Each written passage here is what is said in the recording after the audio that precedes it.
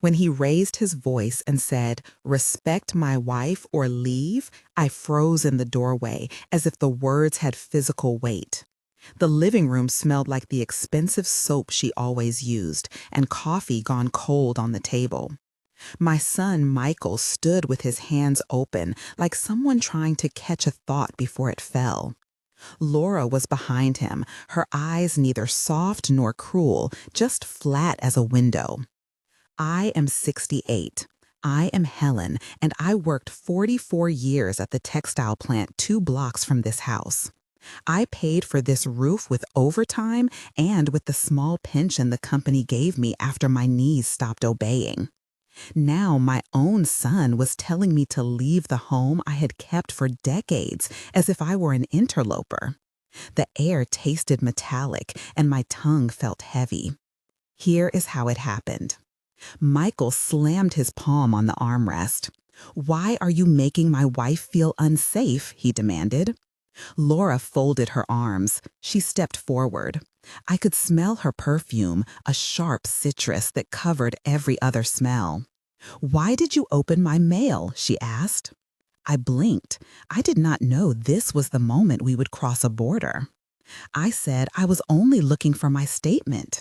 She said it again. "You need to move out." He shouted, "Respect my wife or leave." I said, "Michael, please do not speak to me like that." He replied, "This is our home now." I answered, "I raised you here. I paid rent here. I paid the repairs." She said, "Then pay for the repairs now." I told her, I would not be pushed. He said, "You are making it about the money and not about respect." I said, "You are forgetting who tucked you in when thunderstorms came." He said, "That was then, this is now." I stood there and tasted salt at the back of my throat and felt something inside me either crack or harden. My mind kept returning to the receipt I had found 2 nights before in the trash. A receipt for a transfer, a withdrawal, a small list of purchases that did not have my name written beside them, but used my card and my pension like a key that belonged to everyone but me. I left the doorway and sat at the kitchen table where the light made a rectangle on the wood like a small stage. The house that once smelled of boiled cabbage and damp quilts now smelled of lemon cleaner and someone else's perfume on my coat.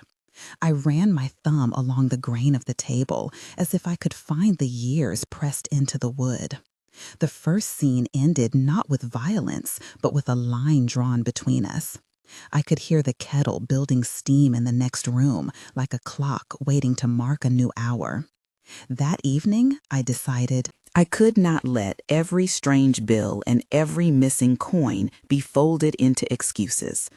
I went to bed with papers in my bag and the taste of metal still on my tongue. "Stay with me," I told the camera, that does not exist, but that my voice made anyway, because I wanted you to see the shape of what I was about to do. My history is not dramatic, but it matters. I was born the 4th of 6 in a small coal town where my mother mended shirts for neighbors and my father drove a truck across state lines. By the time I was 17, I had a second job folding shirts in a factory that smelled of steam and oil. I married at 21. I learned how to stretch pennies into full meals, how to patch a roof, how to sign a check so a landlord would not knock. My husband died when Michael was 10, and the world changed from a house of 3 people into a map of small battles and careful victories. I learned how to be stubborn because survival taught me that dignity and numbers on a paper are both necessary. When retirement came, the pension was small but steady, and I watched the bank deposit it each month, and I marked the day with a cup of tea. Those years taught me that money is memory and that losing control of the account can feel like losing your place in a photograph. I tell this not to ask for pity, but to explain why a missing signature can feel like a wound. There is another backstory that matters to the way I saw Laura. She arrived with laughter and a suitcase full of color. At 41, she had a career in sales that took her to trade shows and hotel lobbies. She presented the world like a pageant with a perfect smile.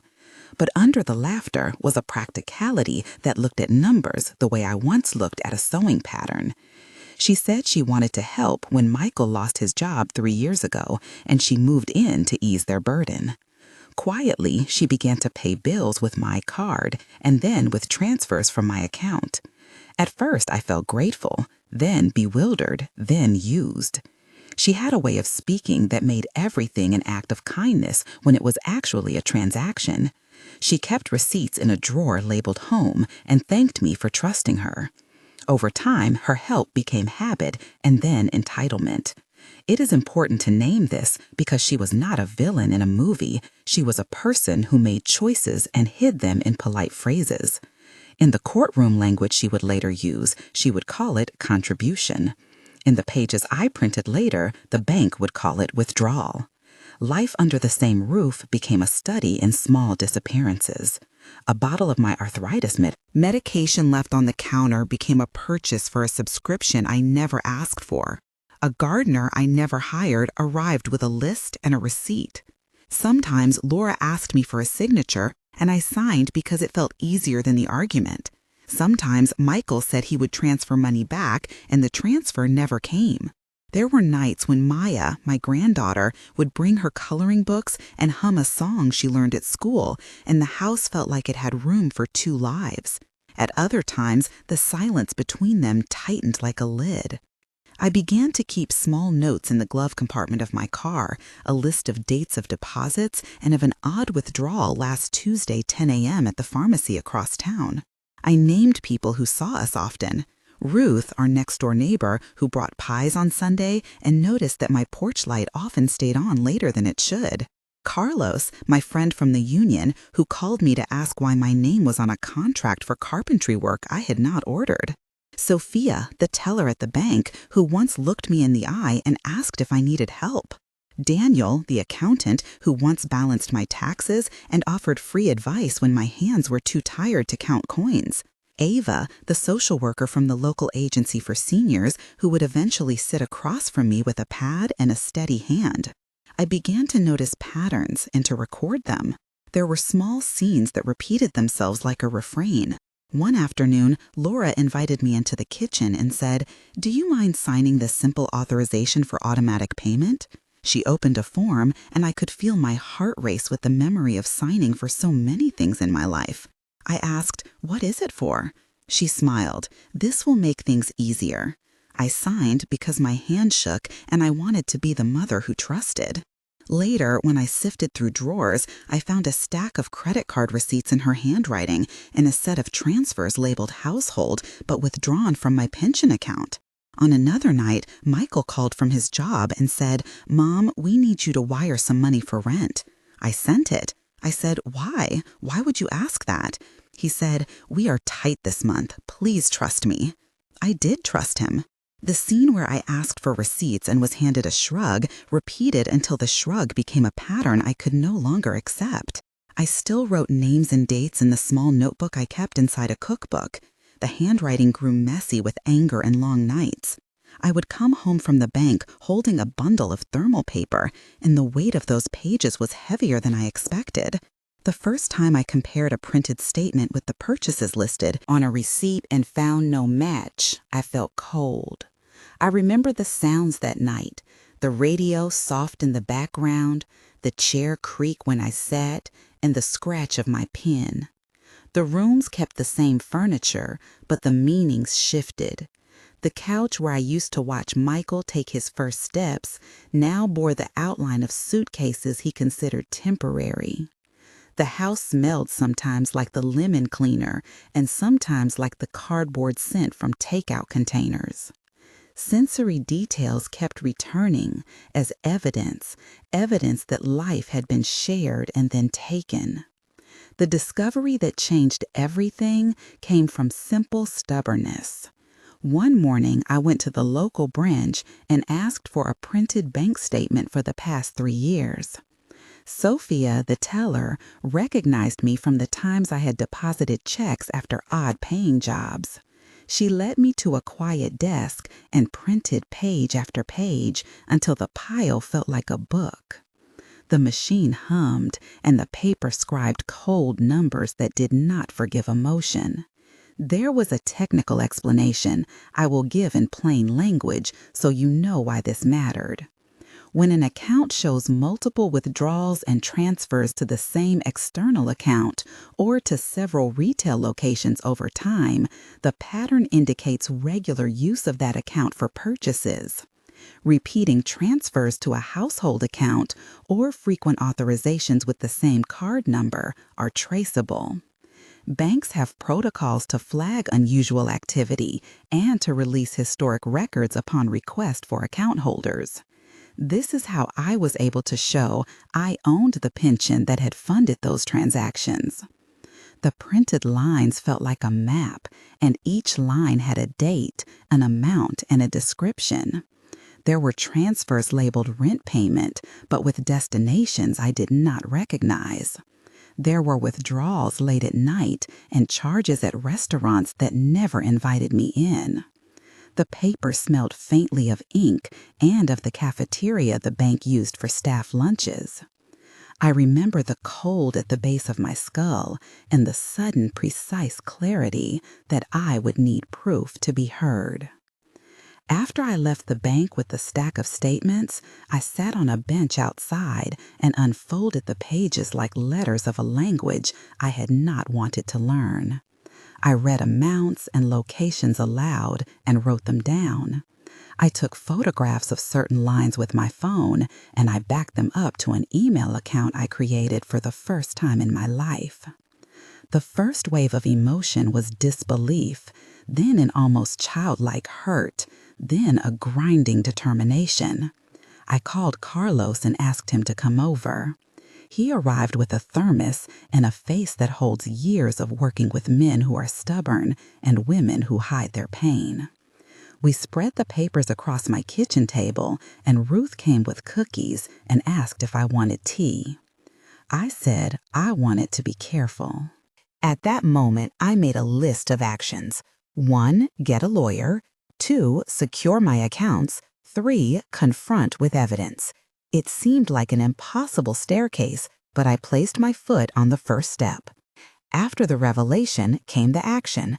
I opened a new bank account at a different agency, and I closed access for anyone else. I went to Sophia, the teller, and said I would like to close automatic authorizations and change my card. She asked if someone else had access, and I said yes, and then I handed her the stack of statements. There was a short, practical exchange with the staff, 8 minutes long, where forms were signed and signatures verified, and where the feel of the new card in my hand was like the first warm sweater I had bought with my own wages. I learned how to set up online access and how to enable two-step verification. The account manager explained that a replacement card would take 7 business days and that any pending automatic payments could be transferred to the new account with a signature and a form. I was nervous when I saw my name printed on the screen, but also relieved. It was not merely paperwork. It was an assertion that my retirement money was not a communal fund to be negotiated without my consent. The conversation with the bank worker included simple language because I wanted the process to be clear. She said, "Have you considered filing a dispute?" She said, "We can place a hold on any suspicious transfers." I asked, "How long does an investigation take?" She said, "It varies, but we will flag it immediately." I asked, "What documents do you need?" She said, "Statements, identification, a signed declaration." I asked, "Can I stop the card now?" She said, "Yes, and we will issue a new one with a different number." I asked, "Will this alert the other account holders?" She said, "No, not without legal request." I asked, "Who can I call for advice?" She said, "You can speak to a legal aid or an accountant we work with." Each response was practical, and it grounded my anger in a plan. The confrontation that followed is the part that many remember when they hear the story, but the reading of numbers is what changed the room. I invited Michael, Laura, and Maya into the living room and laid the printed pages in front of them like a map. I read each line slowly. I said, "On this date, these were the transfers, and here is the receipt for the dinner you had without me." Laura looked away. Michael flushed and tried to interrupt. I said, "Let me finish." He said, "You are embarrassing us." I said, "I am embarrassed too, because I did not see it earlier." He said, "We needed help." I said, "Help would have been asking first." Laura said, "You never trust us." I said, "Trust is earned, and it was not earned with my card." He raised his voice and accused me of being petty. I read the line with the withdrawal for the rent that was supposed to be transferred into his landlord's account, and the details showed it left my pension account. I asked, "Where did this money go?" Laura said, "I handled it." Michael said, "We paid what we could." I asked, "And the bills you said you paid? Why are they not matched to our names?" He said, "Because I signed for it." I said, "You signed with my name?" She said, "We only used it until you could get back on your feet." I said, "You did not ask me." He said, "You were not paying attention," as if that made it right. The room shrank with every sentence, and I felt old and very exposed. Maya sat at Michael's feet and did not understand why her toy airplane felt less bright. At one point, Michael yelled, "Respect my wife or leave," and the quiet after that sounded like a held breath. I said, "I will not be spoken to this way, and I will not be treated like an account to be balanced by anyone else." He said, "Then where will you go?" She whispered, "I can go stay with Ruth if you want." I said, "I do not want to be the villain in my own house." He said, "That is not fair to us." I said, "Fairness begins with boundaries." He slammed his fists into his knees, and for a brief moment, I saw in him the memory of the boy who learned to fix a flat tire in the driveway. I said, "We will take this to a lawyer. I will follow the bank's procedure, and I will also file a police report if necessary." He said, "You can do that, but do you really want to ruin this family?" I said, "I want it to be whole and honest." He said, "You are hurting us." I said, "I am asking to be respected." The exchange lasted nearly 20 minutes and ended without a final answer. It ended with papers on the table and the knowledge that what was said could not be unsaid. This moment became a focal point for tension, and there are parts of it I still replay. The first moment of tension came when I printed the bank statement and found the transfers. I felt an internal pressure, like a fist inside my rib cage, and could barely breathe. The second moment came when I physically closed the card and handed the new one to the account manager. That act felt like cutting a string that tied me to their choices. My hands shook as if I had wrestled with a weight. The third moment of tension came when I rang the bell and asked for Daniel, my lawyer, to attend. He arrived with a briefcase and sat quietly reading the pages. He said, "There are clear lines you can use to prove unauthorized withdrawals, and the word theft can be considered in such cases." I felt my throat close and then open with cold air because the word theft made everything legal and sharp. Each of these moments lasted like an aftershock and required steady breathing and lists of names and steps. I wrote down every feeling because the record of hurt is as important as the record of numbers. Daniel explained what options I had in plain English. He said we could request a forensic accounting of the account and demand copies of any signed authorizations. He said if signatures did not match or if certain transfers were made without written consent, we could file a civil suit and potentially a criminal complaint. He explained that the bank could freeze accounts with proper order from a court and that charges could be reversed if proven unauthorized. He advised me to collect all receipts to document spending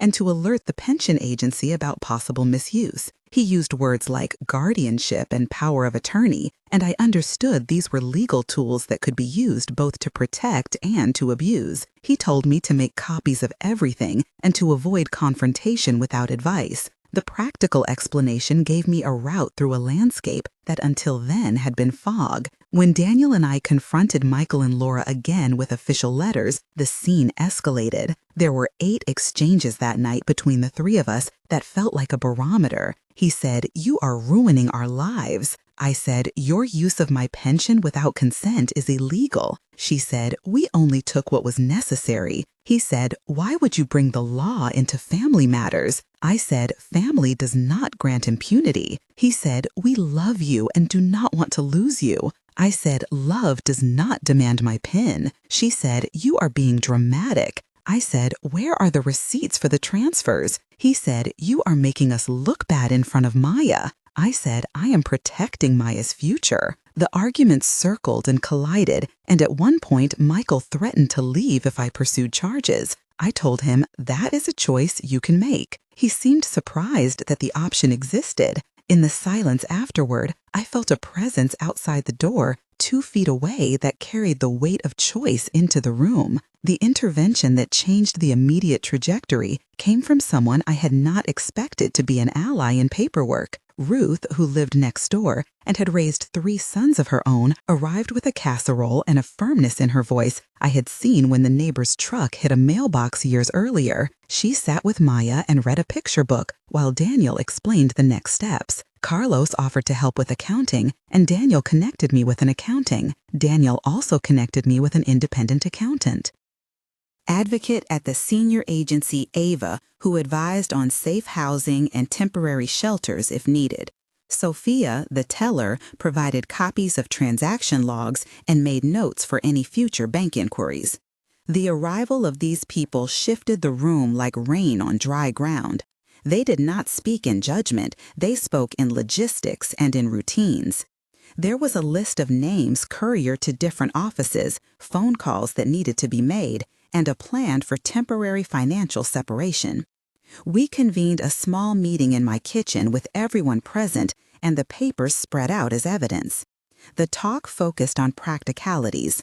Daniel asked Michael to provide any receipts in his possession and to sign a sworn statement about his use of funds. Laura was given an opportunity to explain and to provide documentation for every charge she claimed was legitimate. Ava suggested mediation as an intermediate step before court and offered support services, including counseling and a referral for financial literacy classes for the whole family. Carlos offered to accompany me to the police station if I wanted to file a report. There was a moment when Michael reached for the papers and then pulled back as if touching the pages would make them burn. He looked at his daughter and saw the confusion on her face and finally asked for time. I told him I would give time, but not unlimited time. The final decision of that month was to create clear boundaries. Michael agreed to sign an agreement that any expenditure above a certain amount would require joint consent and receipts would be logged. He agreed to a temporary freeze on transfers from my account while the bank investigated. Laura agreed to provide receipts for all purchases she had paid with my card. They promised to repay some of the money and to attend mediation. In exchange, I promised to consider living arrangements that would reduce tension in the house and to spare Maya from the conflict as much possible. It was a fragile and imperfect compact, but it allowed everyone to take a breath. 1 month later, the immediate shock had softened into routine. I had closed the old account and opened a new one and set up direct deposit for my pension into a single account only I could access. The new card lay in my purse like a talisman, and I checked my balance with more frequency than I once would have admitted. The bank had begun an investigation, and the statements showed a pattern that Daniel could use.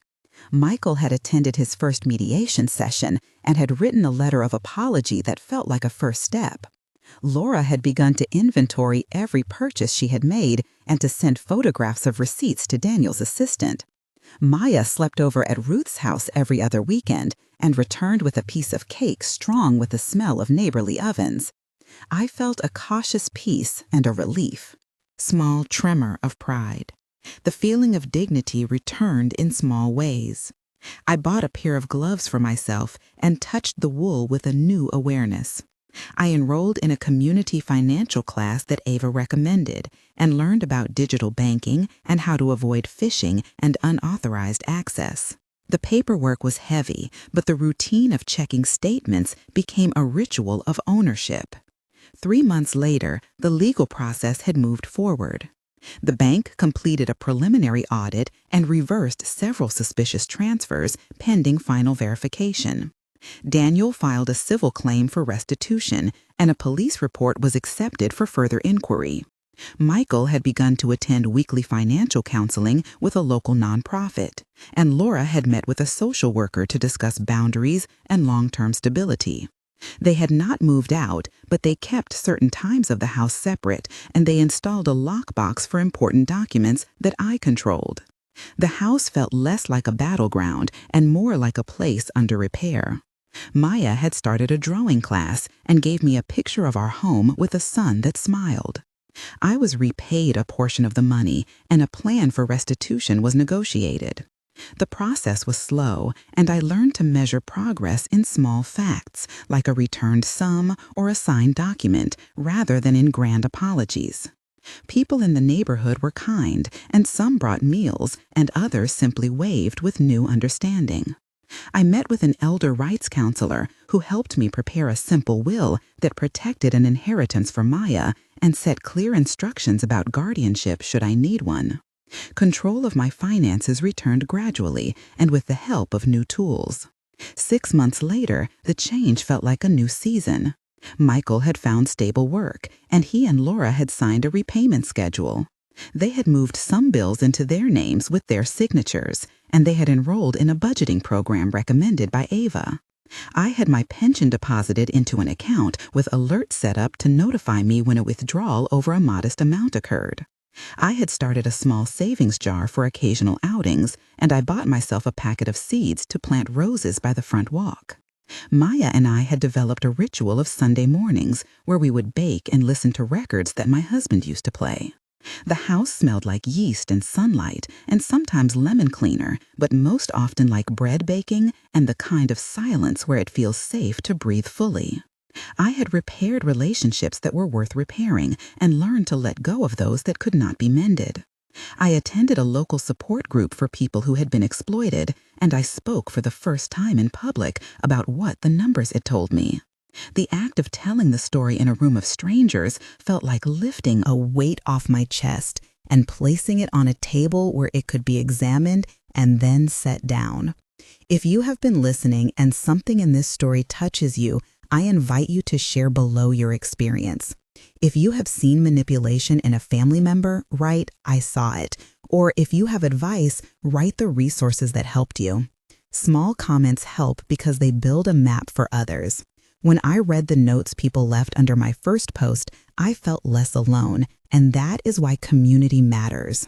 This is not a story about revenge. It is about reclaiming agency and carving dignity back into ordinary days. I did not succeed because I was stronger than everyone else. I succeeded because I set clear boundaries and because I accepted help.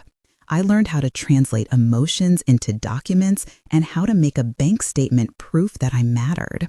I learned to recognize that love that demands my signature without consent is not protection, it is theft of my person. There were many people who helped, and naming them is part of my gratitude. Ruth, Carlos, Sophia, Daniel, Ava, and Maya each played a role that shifted the arc of this story. If this story stirred you, please subscribe to this channel where we share real lives and practical steps that can help you protect what is yours. We bring experts and people who have been through similar struggles so you can see both the heartache and the way forward. For now, I will end with one thing I learned that matters more than any single court document. Respect is not optional, and dignity is something you do not have to earn for someone else's comfort. Today, I live by that line, and for the first time in a long while, that does not scare me.